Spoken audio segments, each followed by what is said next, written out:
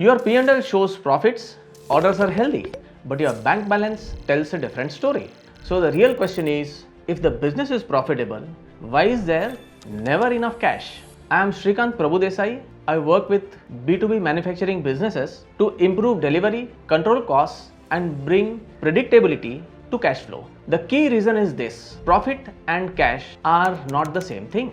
Profit is what you earn on paper, cash is what actually comes into your bank.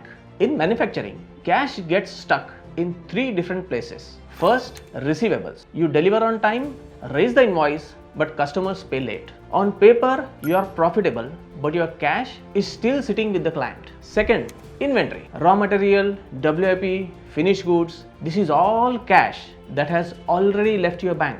If production planning is off or demand is uneven, inventory quietly blocks cash without showing up as a problem in the P&L.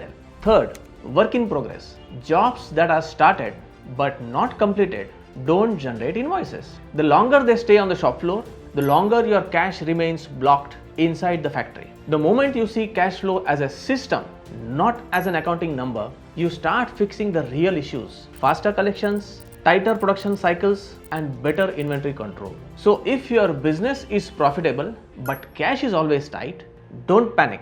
Look beyond profit and track where your cash is getting stuck. Fix those leaks and your bank balance will finally start reflecting your hard work.